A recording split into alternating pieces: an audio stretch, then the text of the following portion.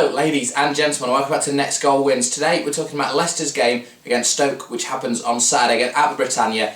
So what do we think will happen in the game then? Stoke, we know people say is a tough place to go, and it is hard because over previous years they've been excellent at home, and that home form has carried them to great finishes in the league under Pulis and then subsequently under Mark Hughes. And last season was a great season for Stoke. They overachieved what a lot of people thought they would, and they bought big this summer with Afellay and Shaqiri coming in, Van Ginkel on loan and a few other players, and they really have underachieved so far this season. They're only on 2 points so far, find themselves in the bottom three, lost to Arsenal last time out away at the Emirates, and obviously Arsenal lost midweek to Dynamo Zagreb in the Champions League, and Stoke will be looking at this game as a game they have to win now. Leicester at home, I know we're in a brilliant run of form, 9 unbeaten our record for Leicester, but they will be seeing it as a game that they should still win because it's Leicester City, and they'll view it as a game which is a 3 points for them. That'll take them to 5 points, and it is a much needed 3 points for them. But from last season, what do I think Stoke missed? I think Stoke missed Steven Nzonzi. He was a man I talked a lot about last season when we played Stoke. He was the best player I saw at the King Power last season. He ran that show that day when they beat us 1-0. Bowen getting the goal. We didn't play well that day at all, but Steven Nzonzi controlled the middle of the park brilliantly. And they really miss him this season. Yes, I know he went to Sevilla to play Champions League football, but if I was Stoke, I would have tried to hold on to him for as long as I could because he was a wonderful, wonderful player going forward, box to box. He can play passes, and I think they really miss him. I know they've got a lot of these dynamic players going forward now, like Shaqiri and Afellay, but I don't think that you can get too many of them in a team and still succeed. We see it with Arsenal, they have too many of the same players in that team, and Stoke are trying to do the same, bringing these small, talented young footballers who might not do it when it really is crunch time like Nzonzi could do. Mark Hughes, I think, will be disappointed with their start. Like I said, 2 points is hardly ideal for them. Their home form hasn't been really good this season, and their away form obviously hasn't been good. That's why they're on 2 points. But they just seem to need to get a settled squad. Diouf's got a few goals for them, which has really helped them be in the position they are. And obviously Shaqiri is a danger. They spent a lot of money on him for good reason because he's proven in the biggest European leagues for Bayern, he was for Basel and then for Inter.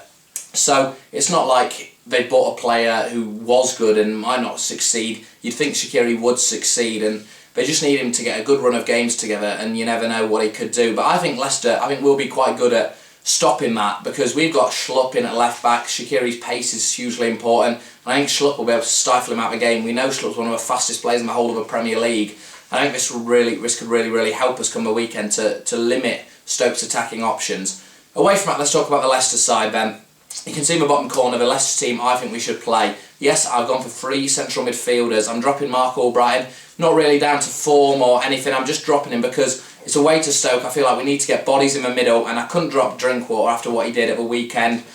Inler still has to play for me because he can control the game, but Kante has to come in. He's the one substitution I think we have to make. N'Golo Kante has to start the game. He was brilliant when he came on and changed the game against Villa, and that's why I'm starting him. Up front, another man I'm dropping Okazaki. That's really just because of the game again of Stoke. I think you have to change the team depending on the situation. And I've gone with Ulloa in there. I just think Ulloa, we know they have big centre-halves at Stoke, and he can knock it down for Vardy. We saw at the end of the game he made a bit of a difference when he came on at Villa. Obviously we got the goals when he was on the pitch, so I'd start him, get that big man, little man combination. Ulloa, we know he's dangerous. He scored against Stoke last season away when we won 1-0. That game obviously wasn't our finest performance last season, but one of our finest 3 points come the end of the season. Hamer saved us that game, quite literally and metaphorically.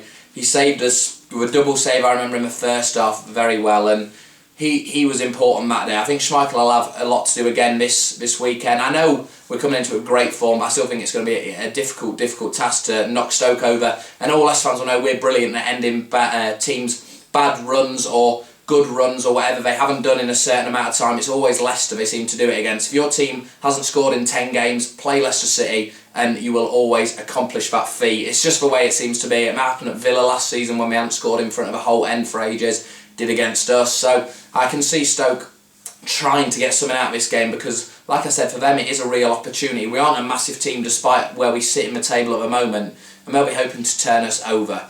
Away from the game, I'm going to talk about what I think could happen with the table at the end of the game then. I think the final score of this game is going to be a draw, which obviously will put us Second of the table still if the results go our way, but I think we could slip a bit down the table with Man United and Arsenal winning their games. But a point away to Stoke isn't a bad result. I don't think that would be a bad result for anyone. I don't think anyone could look at it as a bad result. It would keep us unbeaten. Stoke is always a really tough place to play football in the Premier League. And not just that, but Ranieri can keep his steam train rolling. So we still haven't lost away from home, still haven't lost at home, and it just builds a great unity in that squad. They can see what's happening at the club is successful. Will the fans be important? We know that our fans are very partisan towards Leicester, and Stoke fans will be the same. The atmosphere at Britannia is always good behind the home side. But like I said, we have to look at last year when we beat them 1-0 without playing very well, and that was mainly because we stifled their attacking options. Morgan had a good game that day. He stopped them doing what they needed to do at the back. And in the midfield, we kind of could keep the ball for a bit. It was Cambiaso's first real game where he played a full 90 minutes, and he controlled that game that day. So we need Inler to come in and do the same. I know we won't keep a lot of possession, but we won 3-2 at the weekend, and what was massively important for me was that we got the 3 goals at the end, not at the start, which we can carry on that form going into this game, hopefully get the 3 points. A point will be a good result though, and we move on from there. Inler does need to do better than he did on the weekend against Villa though, because he was poor, his passing was really sloppy, and hopefully he can tighten that up in this game. There should be a few pockets for him to play Vardy in, and obviously if Ulloa does play, which I said he should, then he'll have that big man to target. But him and Kante, I think, will just work really well together. Inler can sit deep and play passes, and Kante can be everywhere on the pitch like he is. Like I called him a little Tasmanian devil. He can be everywhere we need him. He can be left, he can be right, he can be up, he can be back. He can do everything. So sitting Drinkwater and Inler deep and playing Kante kind of in front of them, with Mahrez in front of him. Obviously, you can't take Mahrez out of the team.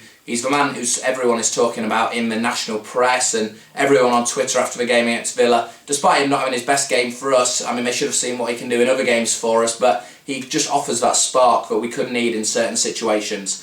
For Stoke, their main attack obviously is going to come from Diouf. Diouf's strong, he's physical, he's fast, and he could cause problems for Hoof and for Morgan, but I think Hoof obviously has played for Stoke in recent seasons, so he should know what they're all about. He should know how to utilise the weaknesses, I guess, Diouf can have. He's played against him in training before, so he can know really what Diouf's going to do, hopefully, before he does it. Schmeichel obviously is going to stay at the back because he's so solid for us. On the bench, though, I'd be surprised to see Danny Simpson again. I think Fuchs will find his way back onto the bench, and Ben Lawani. I'm not really sure why Simpson started on the bench for the Villa game. It was a bit of a strange one, and even Delat had a poor first half and he didn't come on, so I'm not sure what the decision was to play Simpson on the bench. Don't know what happened in training, obviously, but I think the bench will be back to full strength. Fuchs, Ben Lawani, Kramaric, etc, etc. And I think we have to look at the game as now. We shouldn't fear anyone in this league. We should be going to Stoke away and thinking we can come back with 3 points. It shouldn't be, it's a great result if we get it. It should be brilliant. We've got that result of 3 points away to Stoke, but we can do now. We can tangle with the top boys in the division, and I'm not saying Stoke are a top boy, but they're a top 10 team in recent years, and that's what we should be aiming for, to get what Stoke have got over recent years and aim as high as them in finishing top 10s like we did under O'Neill for successive seasons.